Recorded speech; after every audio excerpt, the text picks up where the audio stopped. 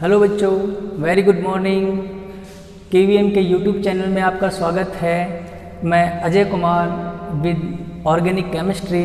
हम पढ़ा रहे हैं चैप्टर नंबर 12 एल्डिहाइड, कीटोन और कार्बोक्सिलिक अम्ल। अब तक हमने पढ़ा एल्डिहाइड बनाने की विधि, कीटोन बनाने की रासायनिक विधियाँ। आज हम पढ़ेंगे एल्डिहाइड और कीटोन के भौतिक गुणधर्म यानी फिजिकल प्रॉपर्टीज़ और केमिकल प्रॉपर्टीज़ यानी केमिकल रिएक्शंस। तो हमारा जो पहला टॉपिक है वो है भौतिक गुणधर्म। भौतिक गुणधर्म तो फिजिकल प्रॉपर्टीज़ में हम पहले क्या लेते हैं कि जो एल्डिहाइड होता है, एल्डिहाइड का प्रथम सदस्य कौन होता है? फॉर्मेल्डिहाइड होता है।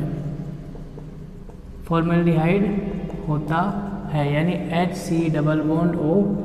ये पहला सदस्य है जो कि गैसीय अवस्था में होता है। गैसीय अवस्था में होता है। ये इसका फिजिकल कैरेक्टर हो गया। अब यदि हम इसमें देखो फॉर्मेल्डिहाइड में काम जो 10% या 40% विलियन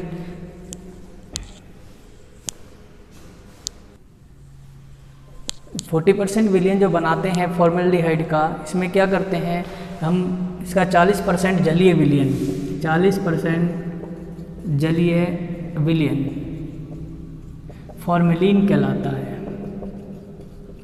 फॉर्मेलिन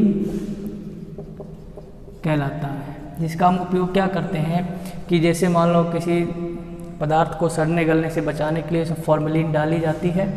जैसे स्पेसिमेन देखते हो बायोलॉजी में, जो प्रॉन होते हैं या कॉकरोच होते हैं उनको सेव करने के लिए ताकि ख़राब ना हो, सड़े गले नहीं, उनमें फॉर्मेलिन मिलाते हैं जिससे क्या होता है वो सड़ते गलते नहीं है। तो ये पहला सदस्य है। इसके बाद जो कार्बन जैसे जैसे इसमें एल्डिहाइड कीटोन में कार्बन बढ़ते जाते हैं, यदि हम बात करें C2 से C11 तक की बात करें तो ये किस अवस्था में होते हैं? ये पहला सदस्य तो गैसीय अवस्था में है यानी C2 से C11 तक के सदस्य द्रव अवस्था में होते हैं। द्रव अवस्था में होते हैं, लिक्विड स्टेट में पाए जाते हैं। और C12 या इससे अधिक कार्बन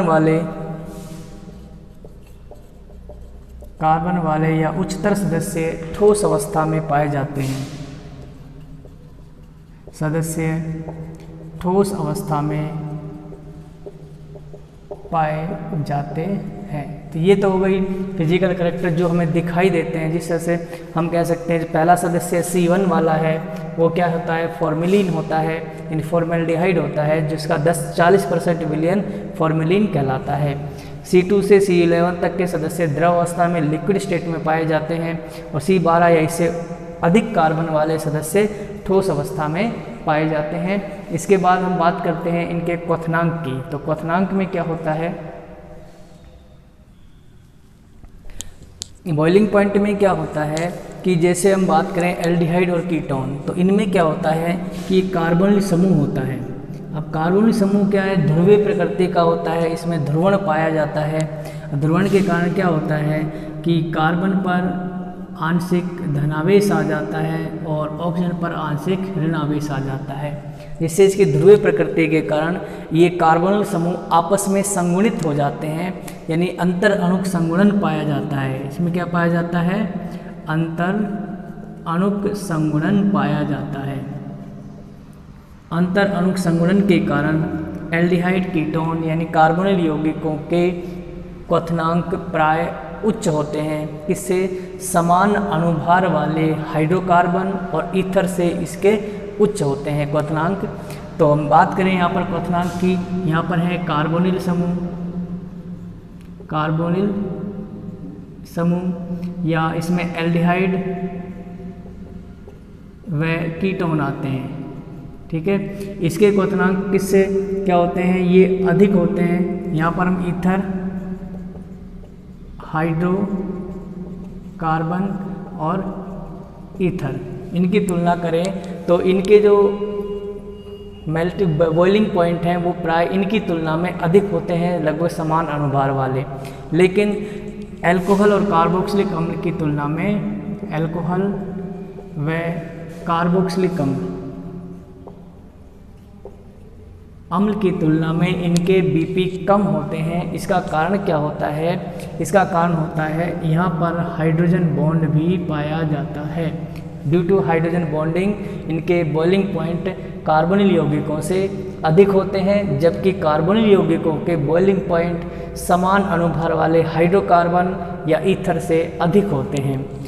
अधिक होने का कारण, इनका कारण क्या देते हैं? इनमें संगुणन पाया जाता है, अंतर अणुक संगुणन पाया जाता है, जिससे कार्बनिक समूह आपस में जुड़ते चले जाते हैं और हाइड्रोजन बंध बनते चले जाते हैं। तो हम इसको ऐसे भी लिख सकते हैं, यहाँ पर अंतर अणुक संगुणन का मतलब होता है कि ये कार्बोनिल समूह है, आंशिक ऋणावेश है, आंशिक धनावेश है, ये दूसरे कार्बोनिल समूह से जुड़ जाएगा इस तरह से, ऋणावेश और ये आंशिक धनावेश, फिर ये दूसरे अणु से जुड़ जाता है ये। तो ये क्या कहलाता है? अंतर अणुक संगुणन कहलाता है, जिसके कारण इसके बीपी के मान समान अणुभार वाले हाइड्रोकार्बन व ईथर से अधिक होते हैं, लेकिन अल्कोहल व कार्बोक्सिलिक अम्ल से कम होते हैं। कारण होता है इनके बीच में हाइड्रोजन बॉन्डिंग। यहाँ हाइड्रोजन बॉन्डिंग अधिक होती है, यहाँ पर कम होती है, ईथर में और भी कम, हाइड्रोकार्बन में होती ही नहीं है। तो इस तरह से हाइड्रोजन बॉन्डिंग के कारण भी हम इनके क्वथनांकों का क्रम लिख सकते हैं। जैसे हम इसमें कुछ एग्जाम्पल लेते हैं, यहाँ पर जब इनके एग्जाम्पल्स लेंगे तो उसमें क्या होगा, यहाँ पर अब क्वथनांक के क्रम की बात करें। अब देखो ये पेंटेन यानी हाइड्रोकार्बन है, ईथर है, एल्डिहाइड है, कीटोन है, अल्कोहल है और कार्बोक्सिलिक अम्ल है। ये सब लगभग समान अणुभार वाले हैं, यानी 70 से 75 के सीरीज के बीच में हैं, तो लगभग समान अणुभार होते हैं। तो इनके क्वथनांकों का हम क्रम देखते हैं तो क्या होता है कि हम जैसे देखो हाइड्रोकार्बन इसका 3-7 है, ये बढ़ रहे हैं, तो यहाँ पर इनके तो कम होते हैं और इनके सबसे अधिक होते हैं हाइड्रोकार्बन, यानी इनके जो अल्कोहल और कार्बोक्सिलिक अम्ल के जो बॉइलिंग पॉइंट होते हैं वो सबसे अधिक होते हैं। इसका कारण क्या होता है कि यहाँ पर तो हम ये कह सकते हैं कि हाइड्रोजन बॉन्ड अनुपस्थित होता है या बहुत ही कम नाम मात्र का होता है। तो इसके बाद इनकी बात करें एल्डिहाइड कीटोन, इनमें हाइड्रोजन बॉन्ड पाया जाता है लेकिन बहुत ही कम, लेकिन सबसे ज़्यादा क्या होता है, अंतर अणुक संगुणन पाया जाता है। इनमें कारण क्या होता है, अंतर अणुक संगुणन पाया जाता है, संगुणन पाया जाता है। और यहाँ पर हाइड्रोजन बॉन्ड अनुपस्थित या बहुत ही कमज़ोर होता है, बहुत ही कमज़ोर होता है, वीक होता है। और यहाँ अंतर अणुक हाइड्रोजन बंध या संगुणन पाया जाता है, जिससे इनके बॉइलिंग पॉइंट अधिक हो जाते हैं। और यहाँ पर प्रबल हाइड्रोजन बॉन्ड पाया जाता है, जिससे इनके बॉइलिंग पॉइंट सबसे अधिक होते हैं। तो ये हो गए इनके हाइड्रोकार्बन, ईथर और कार्बोनिल यौगिक। हमें तो ये देखना है मेन कार्बोनिल यौगिक। अब देखो इन कार्बोनिल यौगिकों में क्रियात्मक समूह दोनों में कार्बोनिल है, लेकिन फिर भी इनमें क्वथनांकों में अंतर पाया जाता है। इसका कारण होता है कि एल्डिहाइड का क्वथनांक अधिक होता है, कीटोन का क्वथनांक अधिक होता है, एल्डिहाइड का कम होता है। इसका कारण होता है कि जो कीटोन होता है वो एल्डिहाइड की तुलना में अधिक ध्रुवीय होता है, यानी more polar than the aldehyde. तो इस कारण से इनके बॉइलिंग पॉइंट में ये अंतर पाया जाता है। लगभग समान अणुभार वालों की बात कर रहे हैं हम। तो ये इसका क्वथनांक का क्रम हो गया, इसका स्क्रीनशॉट ले लो। इसके बाद हम पढ़ेंगे इनकी विलेयता, विलेयता में क्या क्या विशेषताएं होती हैं। कार्बोनिल यौगिकों की विलेयता की बात करें हम, तो विलेयता में क्या होता है कि कार्बोनिल यौगिक की ध्रुवीय प्रकृति होती है। तो ध्रुवीय प्रकृति के कारण इनके निम्नतर सदस्य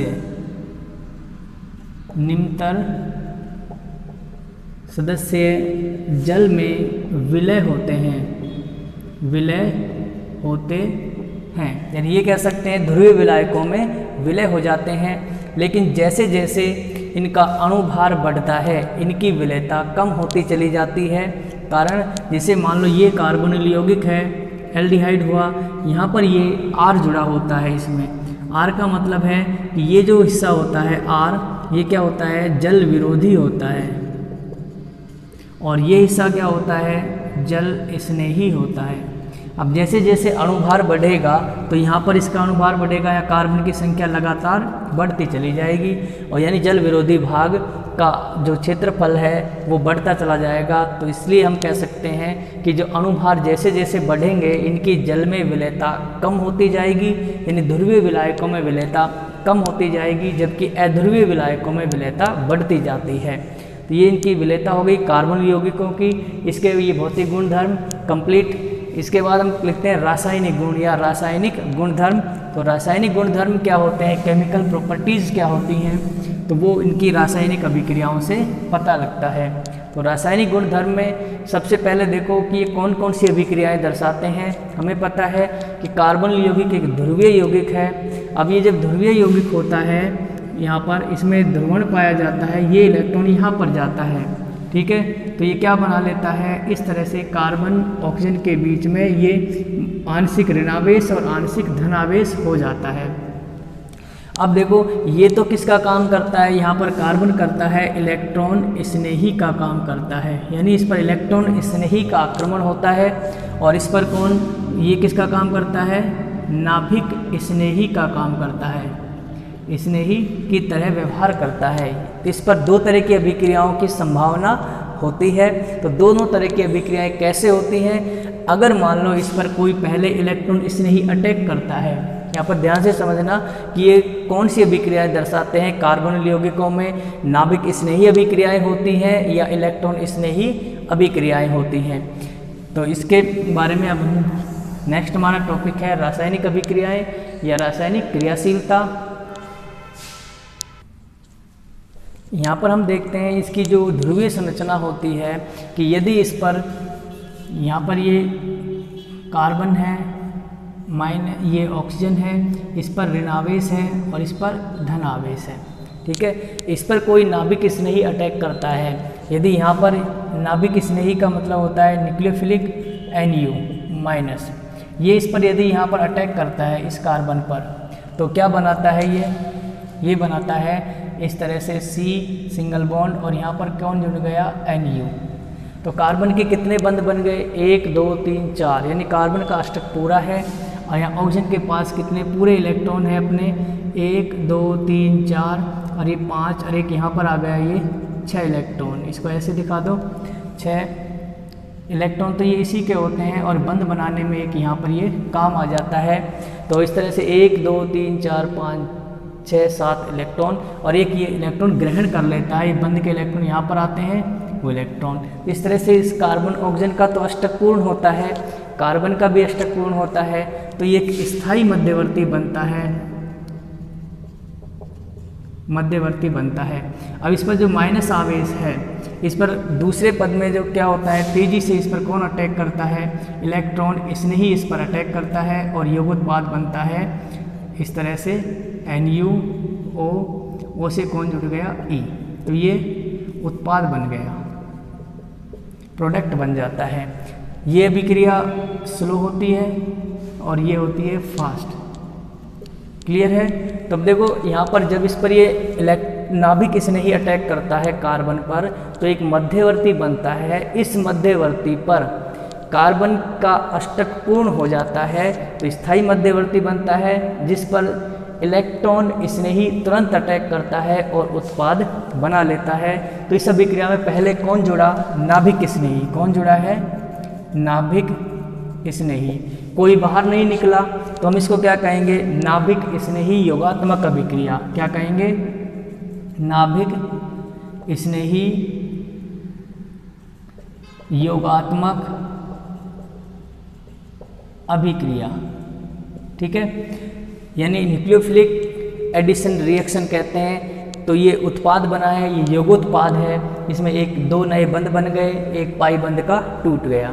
तो योगोत्पाद अभिक्रिया जो योग अभिक्रियाएं होती है, हमने पहले भी पढ़ा था कि योग अभिक्रियाओं में क्या होता है कि एक जैसे कोई पाई बंध टूटता है और दो नए सिग्मा बंध बन जाते हैं। यहाँ पर डबल बॉन्ड था, ये टूट गया यानी पाई बंध था, एक सिग्मा बंध है, ये किसमें दो नए ये सिग्मा बंध बन जाते हैं। तो इस तरह से जो उत्पाद बनता है स्थायी मध्यवर्ती के कारण बनता है। अब दूसरा, यदि हम इसमें तो हमने देखो नाभिक स्नेही का अटैक हुआ था।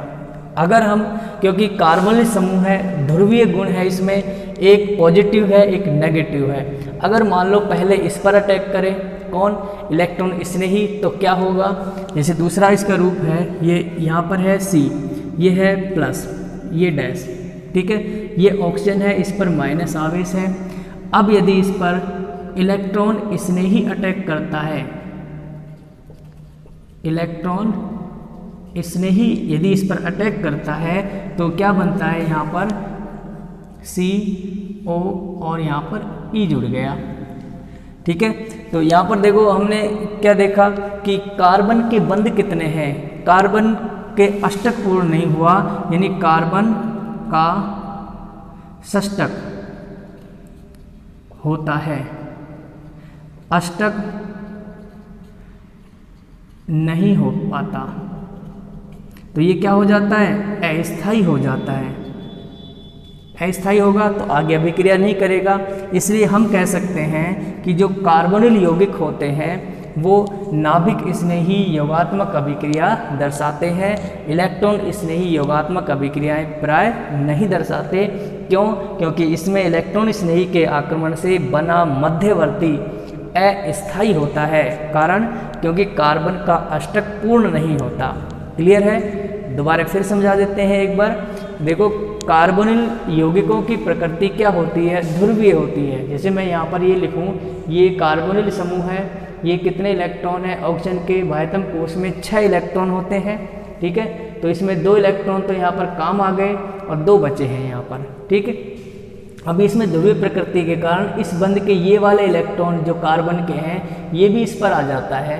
तो ये कैसी संरचना बनाएगा, यहाँ पर C, ये यहाँ पर डैश, एक बंध बचा भाई, है ना। अब ऑक्सीजन पर इलेक्ट्रॉन कितने हो गए, ये 2 तो इसके खुद के ही थे, ये 2 लोन पेयर, और ये भी इससे का खुद का है। इस बंध का इलेक्ट्रॉन ये भी यहीं पर आ गया, इसी के पास है। तो 1 2 3 4 5 6 तो इसके हैं ही। एक 7वां इलेक्ट्रॉन और आ जाता है, ये 1 इलेक्ट्रॉन ग्रहण करने का मतलब होता है इस पर माइनस आवेश आ गया। कार्बन के बाह्यतम कोश में कितने इलेक्ट्रॉन होते हैं, मैं क्रॉस से दिखा देता हूँ इनको, 4 होते हैं, या 3 ही बचे हैं, एक इधर चला गया, ये आ गया, तो यहाँ पर क्या बन गया, प्लस। तो इसकी ध्रुवीय प्रकृति के कारण कार्बन पर ये तो प्लस बन गया और ये माइनस बन गया।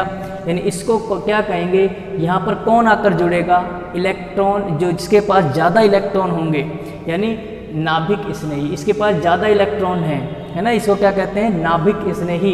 यानी नाभिक से जाकर स्नेह करता है, उससे बंध बनाता है, धन से जुड़ता है। तो अब जैसे ही ये नाभिक स्नेही इस पर अटैक कर देता है, यहाँ पर जुड़ जाता है, तो कार्बन के कितने बंध बन जाते हैं, 2 तो पहले ही बने, ये तीसरा बना हुआ है, चौथा ये NU जुड़ जाएगा यहाँ पर, नाभिक स्नेही।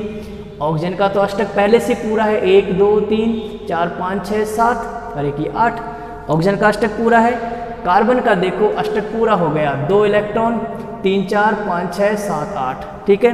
अब कार्बन का अष्टक पूरा हो गया, यहाँ माइनस लगा दिया हमने।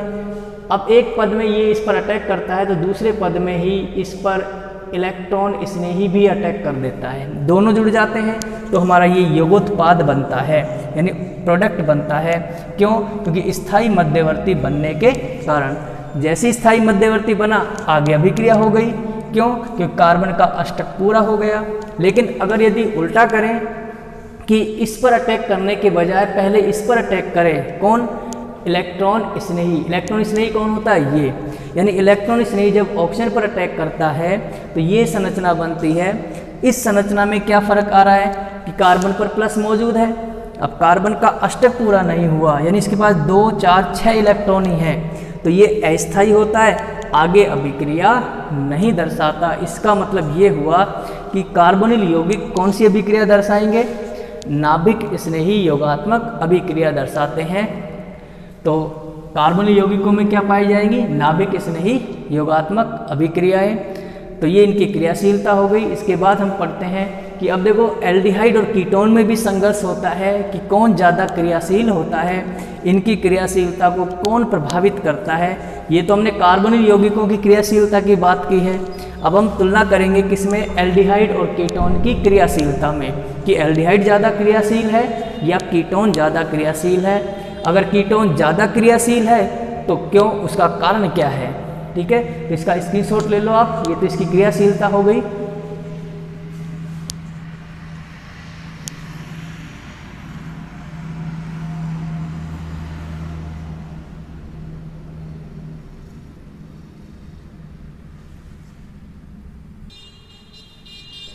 देखो कार्बोनिल यौगिकों की क्रियाशीलता में क्या है कि अब तक हमने पढ़ा कि ये कौन सी अभिक्रियाएं देते हैं। ये देते हैं नाभिक स्नेही योगात्मक अभिक्रियाएं। कौन दर्शाता है?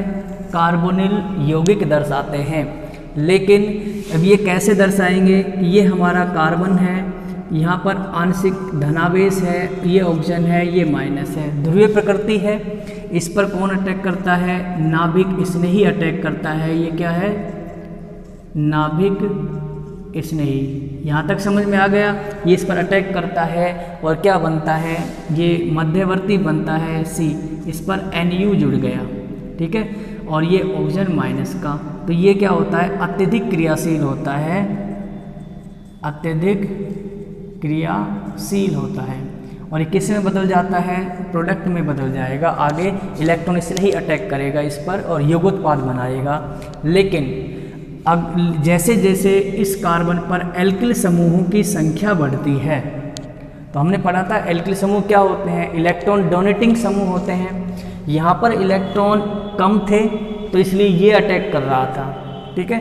अब ये +I प्रभाव दर्शाते हैं। इसके कारण होते हैं कि जैसे जैसे एल्किल समूहों की संख्या बढ़ती जाती है, नाभिक स्नेही योगात्मक अभिक्रियाओं की क्रियाएं कम होती चली जाती हैं, यानी इनकी क्रियाशीलता कम हो जाती है। तो ये कम क्यों होती है?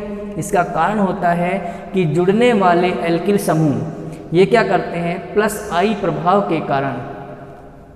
+I प्रभाव क्या है कि ये अपने इलेक्ट्रॉन इधर इस कार्बन को स्थानांतरित कर देते हैं। कार्बन के पास इलेक्ट्रॉन आते हैं तो कार्बन पर धनावेश में कमी आएगी, है ना। तो धनावेश में कमी आती है तो नाभिक स्नेही इस पर आक्रमण करने में कठिनाई होने लगती है। ये तो हो गया +I प्रभाव। यहाँ पर और मैथिल समूह जुड़ गया या बड़ा समूह जुड़ गया, ये भी इलेक्ट्रॉन इधर कार्बन को देगा, तो धनावेश में और कमी आ जाएगी। धनावेश में कमी का मतलब है इलेक्ट्रॉन की वृद्धि होने लगेगी। अब यहाँ इलेक्ट्रॉन बढ़ने लगेंगे तो इसका क्या काम? क्यों? ये यहाँ पर आना बंद कर देगा, ये यहाँ पर नहीं आएगा तो ये अभिक्रियाएं नहीं होंगी। तो इसका मतलब ये हुआ, तो इसके ये कारण हो गया क्रियाशीलता में कमी कि जैसे जैसे +I प्रभाव बढ़ता है, नाभिक स्नेही का आक्रमण कम हो जाता है, कम हो जाता है और क्रियाशीलता में कमी आती है, और क्रियाशीलता में कमी आती है। तो एक तो कारण ये हो गया, कौन सी? नाभिक स्नेही योगात्मक अभिक्रियाओं की कमी का कारण। तो हम ये कह सकते हैं कार्बोनिल समूह पर जैसे जैसे एल्किल समूह बढ़ते जाते हैं, नाभिक स्नेही योगात्मक अभिक्रियाओं की क्रियाशीलता कम होती चली जाती है। यानी इसके बाद दूसरा कारण है, अब देखो यहाँ पर यदि हाइड्रोजन जुड़ा है, इस कार्बोनिल समूह पर हाइड्रोजन जुड़ा है, तो ये क्या बन गया? फॉर्मएल्डिहाइड बन गया। क्या है? फॉर्मएल्डिहाइड, कार्बोनिल यौगिक का पहला सदस्य। तो हाइड्रोजन का आकार तो छोटा है, ठीक है। ये इलेक्ट्रॉन इस पर आया तो यहाँ पर क्या हो गया? आंशिक ऋणावेश और ये आंशिक धनावेश। तो नाभिक स्नेही यहाँ पर आराम से अटैक करेगा, आसानी से बुला लेगा, आ जाओ। उसको आने में कोई दिक्कत नहीं होगी। जैसे जैसे यहाँ पर एल्किल समूह जुड़ेंगे तो एल्किल समूह का आकार भी इसको प्रभावित करता है। यहाँ तो एल्किल समूहों की संख्या प्रभावित कर रही थी, जैसे जैसे इनकी संख्या बढ़ेगी प्लस आई प्रभाव बढ़ेगा, है ना। यहाँ पर है इनका आकार किसका, एल्किल समूहों का। अब यहाँ पर देखो यदि मैं एल्किल समूह लगा दूँ, मैथिल समूह लगा दूँ यहाँ पर ये, तो अब देखो ये कितनी जगह घेर रहा है, ज़्यादा जगह घेर रहा है। यहाँ भी एल्किल समूह लगा देता हूँ, ये आकार इसका ये, ठीक है, ये और ज़्यादा जगह। तो ये क्या करते हैं, इस कार्बन को चारों ओर से घेर लेते हैं, जिससे नाभिक स्नेही को अटैक करने में कठिनाई होती है। तो इसे क्या कहते हैं, त्रिविम विन्यासी बाधा प्रभाव कहते हैं। तो दूसरा कारण क्या हो जाता है कमी का, कि हाइड्रोजन का आकार एल्किल समूह की तुलना में छोटा होता है, या ऐसे भी लिख सकते हैं कि एल्किल समूह का आकार हाइड्रोजन की तुलना में बड़ा होता है, जिसके कारण जब एल्किल समूह जुड़ते हैं, जब एल्किल समूह जुड़ते हैं तो वे ज़्यादा जगह घेरते हैं, जिसके कारण नाभिक स्नेही Nu- को जुड़ने में कठिनाई होती है। यानी त्रिविम में ये इतनी जगह घेर लेते हैं कि नाभिक स्नेही को जुड़ने में कठिनाई होती है। तो जैसे मान लो मैं इसको ऐसे बनाऊं थोड़ा साफ सा, ये है कार्बन, ठीक है, और यहाँ पर हमने जोड़ दिया ये एल्किल समूह, मैथिल जोड़ दिया, हम आइसोप्रोपिल या प्रोपिल समूह भी जोड़ देंगे तो वो ज़्यादा जगह घेरेगा, है ना। यहाँ पर दूसरा मैथिल समूह जोड़ दिया, इसने भी जगह घेर ली यहाँ पर, तो ये ज़्यादा जगह घेरते हैं हाइड्रोजन की तुलना में। तो जिससे क्या होता है कि नाभिक स्नेही को यहाँ पर जुड़ने में कठिनाई आती है। तो इनका जो प्रभाव होता है, ये प्रभाव त्रिविम में, तो इसे कहते हैं त्रिविम विन्यासी बाधा प्रभाव, स्टेरिक हिंड्रेंस। त्रिविम विन्यासी बाधा प्रभाव। तो जैसे जैसे एल्किल समूहों की संख्या बढ़ेगी, उनका आकार बढ़ेगा, तो नाभिक स्नेही योगात्मक अभिक्रियाएं कम होने लगेंगी। इनके कम होने के दो कारण हैं, कई बार पूछ लेते हैं कि पहला कारण तो क्या होता है, प्लस आई प्रभाव। ये वो डिपेंड करता है कि कितने एल्किल समूह जुड़ रहे हैं। एल्किल समूह इलेक्ट्रॉन कार्बन को देते हैं, जिससे कार्बन पर इलेक्ट्रॉन की वृद्धि होने लगती है, धनावेश कम होने लगता है और क्रियाशीलता में कमी आती है। दूसरा कारण होता है इनका आकार। एल्किल समूह जितने बड़े होंगे वो उतनी ही कार्बन को चारों ओर से घेर लेते हैं, जिससे नाभिक स्नेही को जुड़ने में कठिनाई होती है। यानी इसको इनकी त्रिविम विन्यासी बाधा प्रभाव का सामना करना पड़ता है और ये क्रियाशीलता कम हो जाती है। तो ये तो थी कार्बोनिल यौगिकों की क्रियाशीलता। इसके बाद हम पढ़ेंगे कार्बोनिल यौगिकों की कुछ रासायनिक अभिक्रियाएं, जो कि कई भागों में बटी हुई हैं। तो कार्बोनिल समूह ऐसा होता है, ध्रुवीय यौगिक है, कई तरह की अभिक्रियाएं दर्शाता है। इसका स्क्रीनशॉट ले लो आप। तो कार्बोनिल यौगिकों की क्रियाशीलता का क्रम क्या हो जाएगा, यदि हम फॉर्मेल्डिहाइड की बात करें, HC+O। फॉर्मेल्डिहाइड अधिक क्रियाशील होगा, क्यों? क्योंकि हाइड्रोजन जुड़े हुए हैं, आकार में छोटे हैं, यानी फॉर्मेल्डिहाइड नाभिक स्नेही योगात्मक अभिक्रियाएं अधिक दर्शाता है। अब जैसे जैसे यहाँ पर एल्किल समूह बढ़ते जाएंगे, ये हो गया एल्डिहाइड, और सबसे कम क्रियाशीलता किसकी हो जाएगी, कीटोन की हो जाएगी, यहाँ पर CH3+O। ठीक है, तो ये कार्बोनिल यौगिकों की क्रियाशीलता का क्रम है। अब कई बार क्वेश्चन आ जाता है कि एलिफेटिक और एरोमेटिक एल्डिहाइड में किसकी क्रियाशीलता अधिक होती है, वो आप करना, उसका कारण बताएंगे अभी। तो इसका स्क्रीनशॉट ले लो आप। कार्बोनिल यौगिक कौन कौन सी रासायनिक अभिक्रियाएं दर्शाते हैं? तो सबसे फर्स्ट तो यही है, नाभिक स्नेही योगात्मक अभिक्रियाएं, ये पढ़ेंगे। इसके बाद ऑक्सीकरण अभिक्रियाएं,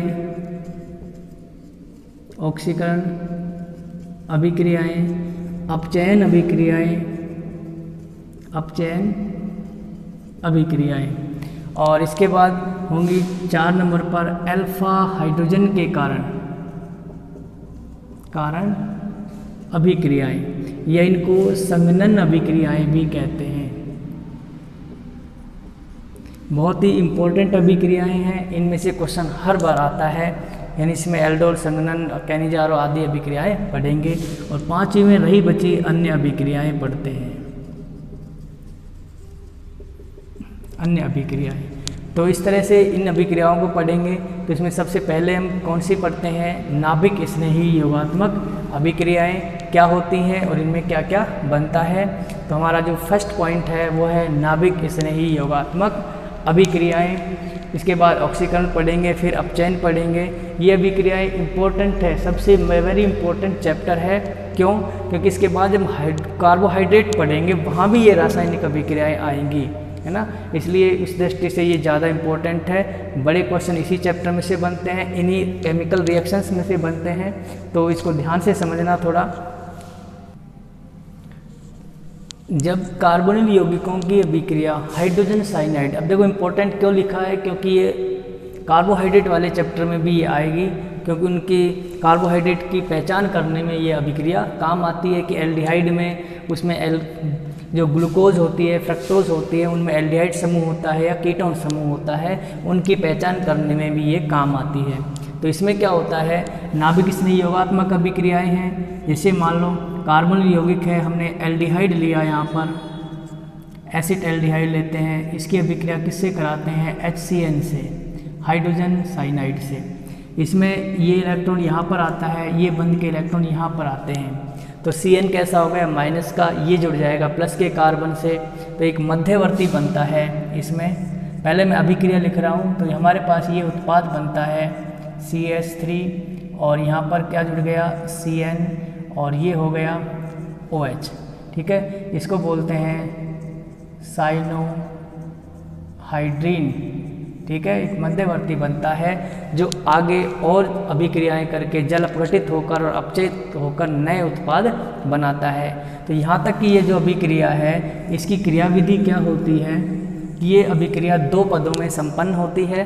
अभिक्रिया विधि पहले लिखवा रहा हूँ। सबसे पहले तो क्या होता है? HCN, इसका विखंडन होता है H प्लस और CN माइनस में टूट जाते हैं। CN क्या हो गया? नाभिक स्नेही, ठीक है। ये कौन है? इलेक्ट्रॉन स्नेही। हर अभिक्रिया में पहले भी बताया था, दोनों ही होते हैं, जो पहले जुड़ जाता है उसी के नाम से अभिक्रिया जानी जाती है। जुड़ेंगे दोनों, ठीक है। तो हम यहाँ पर पहले, सबसे पहले हमने ये कार्बोनिल यौगिक लिया है, ठीक है। इसमें इलेक्ट्रॉन यहाँ पर आया, इससे पहले अटैक कौन करता है? नाभिक स्नेही, क्यों? इसी नाम से अभिक्रिया है। नाभिक स्नेही में कौन है? साइनाइड है। साइनाइड पर माइनस आवेश है। ये साइनाइड कहाँ पर अटैक करता है? इस कार्बन पर, ठीक है। तो यहाँ पर जो बनेगा वो क्या होगा? C, यहाँ पर लगा दिया CN और O माइनस, ये बना है मध्यवर्ती, है ना। अब इस पर क्या होगा? ये फर्स्ट पद है जो कि स्लो होता है, ये अत्यधिक क्रियाशील होता है, जिस पर प्रोटोनीकरण होता है। वापस क्या होता है? प्रोटोनीकरण। प्रोटोनीकरण का मतलब होता है H प्लस आयन का जुड़ना। H प्लस आयन कौन है? इलेक्ट्रॉन स्नेही। ये इलेक्ट्रॉन स्नेही इस पर अटैक करता है तेजी से, ये एक ऐसा पद हो गया फास्ट, और क्या बनता है? साइनोहाइड्रीन OH, ठीक है। तो ये साइनोहाइड्रीन बन गया, साइनोहाइड्रीन, ठीक है। ये ऐसा उपयोगी मध्यवर्ती होता है जिसके अपचयन से, जल अपघटन से अन्य उत्पाद बनते हैं। ये इसकी क्रियाविधि है। ये वैसे आपसे एग्जाम में कोई नहीं पूछेगा इसका क्रियाविधि को, सिर्फ सीखने के लिए मैंने इसको लिखवाया है। आप तो अभिक्रिया याद रखना कि एल्डिहाइड से अभिक्रिया कराते हैं, एल्डिहाइड से अभिक्रिया हाइड्रोजन साइनाइड की कराते हैं तो साइनोहाइड्रिन बनता है। तो अब ये साइनोहाइड्रिन क्या होता है, अगर इसमें मैथिल समूह लगा हुआ है तो इसको बोलेंगे मैथिल साइनोहाइड्रिन। क्या बोलेंगे, यहाँ पर आगे क्या लगा देंगे, मैथिल। सामान्य नाम क्या होता है, एल्किल साइनोहाइड्रिन बनता है। आईयूपीएसी नाम अलग होगा इसका, है ना, वो आप खुद लिख लेना उसको। वही मुख्य क्रियात्मक समूह का चयन करना, 2 क्रियात्मक समूह है इसमें, तो एक प्रतिस्थापी का काम करेगा और एक का अनुलग्न लगेगा, दूसरे का पूर्व लग्न लगेगा। ठीक है, तो ये तो हो गया एल्डिहाइड के साथ अभिक्रिया। इसका स्क्रीनशॉट ले लो आप। ये क्रियाविधि है, इसकी क्रियाविधि सीखने के लिए कराई है मैंने, एल्डिहाइड की अभिक्रिया। इसके बाद हम कीटोन से कराते हैं HCN की अभिक्रिया। इसको स्क्रीनशॉट ले लो, पहले आप इसका नीचे लिखते हैं।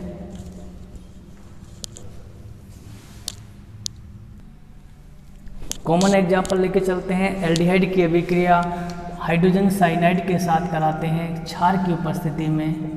क्षार NaOH या KOH कोई सा भी ले सकते हैं। तो एक मध्यवर्ती बनता है RCH और सिंगल बॉन्ड O। यहाँ पर क्या जुड़ जाएगा इस पर, CN, ये माइनस। तो ये क्या है, चतुष्फलकीय मध्यवर्ती बनता है जिसका प्रोटोनीकरण होता है, यानी H+ आयन का जुड़ना।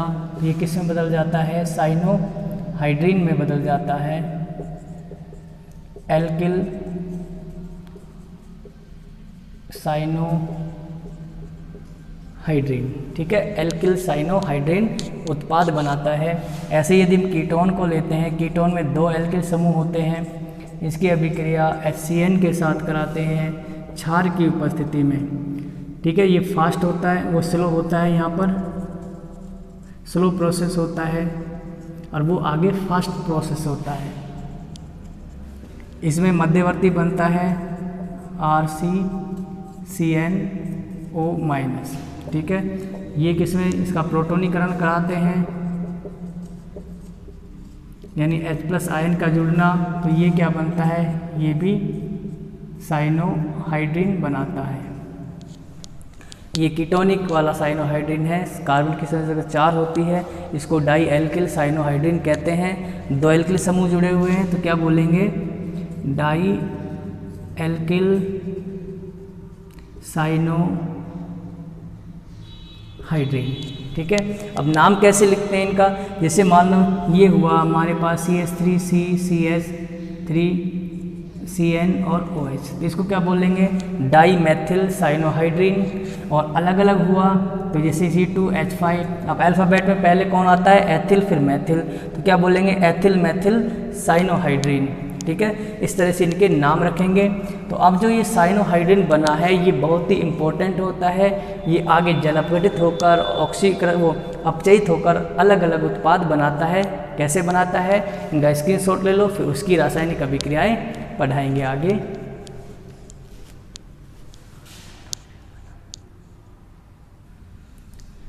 देखिए ये साइनोहाइड्रिन है।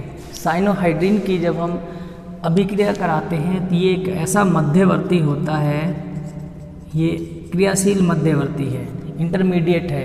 तो यहाँ पर जो साइनाइड समूह है इसके ये बंध तोड़ने हैं हमें, तो हम पहले क्या कराते हैं, आंशिक जल अपघटन। आंशिक जल अपघटन इसका मतलब होता है जल से अभिक्रिया कराएंगे। ठीक है, आंशिक का मतलब होता है कि हमें इसमें से 2 बंध तोड़ने हैं, एक बंध रखना है, यानी पूर्ण रूप से इसको हटाना नहीं है। तो आंशिक जल अपघटन में जब जल की अभिक्रिया कराते हैं, पहले भी मैंने बताया था इसमें, देखो यहाँ पर कि जैसे हमारा ये साइनाइड समूह है CN, ठीक है, मैं सिर्फ साइनाइड ही लिख रहा हूँ, इसको लिख रहा हूँ इतना, यही क्रियाशील होता है। हमने एक जल का अणु जोड़ दिया इसमें, तो ये यहाँ पर माइनस हो गया, ये प्लस हो गया, ये इलेक्ट्रॉन यहाँ पर आ गया। ठीक है, तो कार्बन से कौन जुड़ गया, यहाँ 2 बंध बचे। नाइट्रोजन से कौन जुड़ेगा, माइनस का प्लस जुड़ जाएगा यहाँ पर आकर, तो NH हो गया, यहाँ पर OH जुड़ जाएगा। ठीक है, अभी हमने एक ही बंध तोड़ा है, दूसरा बंध तोड़ते हैं तो क्या होगा, फिर से जल का अणु लेंगे। यहाँ पर ये माइनस का हो गया और ये प्लस का। इसी तरह से ये बंध का इलेक्ट्रॉन हटा दो तो ये क्या बन जाएगा, यहाँ पर ये बन जाएगा C2OH लग जाएंगे इस पर, और यहाँ पर एक बंध बचा और NH2 हो गया। ठीक है, यही बना। अब देखो इसमें से एक जल का अणु बाहर निकाल दो, जल का अणु बाहर निकालेंगे, जिसमें ये यहाँ पर बाहर निकला OH, ये यहाँ पर आ गया बंध, तो H प्लस OH माइनस, तो माइनस जल का अणु बाहर निकल गया। तो देखो कितने जल के आंशिक जल अपघटन में 2 जल के अणु लेने पड़े और 1 जल का अणु बाहर निकालना पड़ा। तो टोटल कितने चाहिए, 1 जल का अणु चाहिए होता है, और ये किस में बदल जाएगा, यहाँ पर RCH, यहाँ पर OH लगा दो। अब यहाँ पर क्या है C, पहले C और N के बीच में 3 बंध थे, 2 बंध तोड़ दिए हमने, 2 जल के अणु जोड़े तो 2 बंध टूटेंगे, 3 जल के अणु जोड़ोगे तो सारा ही बंध हट जाएगा, यहाँ से अलग हो जाएगा नाइट्रोजन, अभी कराएंगे उसको भी। तो यहाँ पर कितना बंध बचा, अब 1 बंध बचा है और NH2 बन गया। ठीक है, तो अब यहाँ पर देखो इस कार्बन से कौन जुड़ गया, कार्बन से क्या जुड़ गया, double bond O, double bond O, ये एमाइड समूह हो गया, है ना। तो यहाँ पर क्या है कि इसको अल्फा हाइड्रोक्सी एमाइड या कोई भी प्रोडक्ट बोल सकते हैं इसमें, जिसका जब नाम लिखते हैं IUPAC नाम लिखेंगे तो 2 क्रियात्मक समूह है इसमें, अल्कोहल का और एमाइड समूह है। तो एमाइड समूह वर्तक्रम में पहले आता है, तो इसको मुख्य क्रियात्मक समूह मानते हैं, तो यहीं से इसका नाम लिखते हैं अल्फा हाइड्रोक्सी एमाइड। तो हमें पता है कि जैसे क्रियात्मक समूह के कार्बन से मुख्य क्रियात्मक समूह ये है, अगला कार्बन अल्फा होता है, अल्फा पर OH जुड़ा हुआ है, इसको मैं ऐसे भी लिख सकता हूँ RCH, यहाँ पर OH को लटका दो और यहाँ पर क्या है C डबल बॉन्ड NH2। अब तो लिख सकते हो आराम से, IUPAC नाम भी लिख सकते हो कि यहाँ पर जैसे मान लो CH3 जुड़ा हो तो हम IUPAC नाम लिख देंगे, अभी तो R जुड़ा है, हमें पता नहीं कि कितने R और हैं यहाँ पर। ठीक है, तो ये अल्फा बीटा से बता सकते हैं, अल्फा हाइड्रोक्सी, तो इसको क्या लिखेंगे, अल्फा हाइड्रोक्सी एमाइड, अम्ल एमाइड या एमाइड। ठीक है, ये बन गया यहाँ पर कैसे, आंशिक जल अपघटन से। अब हम कराते हैं पूर्ण जल अपघटन, पूर्ण जल अपघटन। तो यहाँ पर कितने जल के अणु की जरूरत पड़ी थी, 2, 1 निकल गया तो 1 ही जल, या फिर और 2 जल के अणु जोड़ दो H2O। इसमें यहाँ पर 3 जल के अणु की जरूरत पड़ती है, मैं पूरा ही लिख देता हूँ, 3 H2O जुड़ते हैं, एक और कितना निकलता है, 1 H2O बाहर निकल जाता है, माइनस H2O बाहर निकल जाता है। तो कितने बचे, 2 जल के अणु बचे। अब 3 जल के अणु कहाँ काम आएंगे, वह हमने 2 जल के अणु जोड़ दिए थे, एक बंध और बच गया था ये, अब इसको भी हटा देंगे यहाँ से, तो फिर क्या होगा, यहाँ भी OH आ जाएगा। तो इस तरह से जो संरचना बनेगी RCHOH, और यहाँ पर क्या लिख दें अब, C डबल बॉन्ड OH, ये कार्बोक्सिलिक अम्ल हो गया। इसको क्या बोलेंगे, अल्फा हाइड्रोक्सी कार्बोक्सिलिक अम्ल, कार्बोक्सिलिक अम्ल, पूरा नाम इसलिए नहीं, R जुड़ा हुआ है। ठीक है, तो ये तो हो गया जल अपघटन। अब ऐसे ही अपचयन कराते हैं, अपचयन जैसे सोडियम प्लस में C2H5OH के उपस्थिति में हाइड्रोजन जोड़ते हैं, ये भी यदि हम आंशिक अपचयन कराते हैं, आंशिक अपचयन, पूरा नहीं, आंशिक का मतलब अभी भी हमें 3 में से 2 बंध तोड़ने हैं, एक तो अभी भी बचा के रखना है। तो अपचयन का मतलब होता है हाइड्रोजन का जुड़ना, 2 बंध है, 2 बंध तोड़ने के लिए 2H और नीचे भी 2H। ठीक है, एक H यहाँ आ जाएंगे और 2H ये यहाँ पर जुड़ जाएंगे, तो हमारा प्रोडक्ट क्या बनेगा, RCH, और यहाँ पर ये OH लगा हुआ है, यहाँ पर हम लिख देंगे CH2 और NH2। ठीक है, ये हो गया अल्फा एमिनो अम्ल, अल्फा हाइड्रोक्सी एमिनो अम्ल। अब करते हैं पूर्ण जल अपघटन। पूर्ण जल अपघटन का मतलब अपचयन, ये आंशिक अपचयन, कितने हाइड्रोजन जुड़े थे, यहाँ पर 4 हाइड्रोजन जुड़े, हमने 4 लगा दिए। अब हमें 2 और जोड़ने हैं, यानी 6 हाइड्रोजन जोड़ेंगे, तो ये क्या हो जाएगा, पूर्ण अपचयन। ठीक है। तो पूर्ण अपचयन में ये बंध भी टूट जाएगा और क्या बाहर निकलेगा इसमें से, -NH3 यानी अमोनिया बाहर निकलेगी। यहाँ पर क्या बन जाएगा, RCH, यहाँ पर OH और यहाँ पर क्या लगा दें, CH3 प्लस में NH3। तो ये तो एल्कोहल बन गया, ठीक है भाई, एल्कोहल बन जाता है।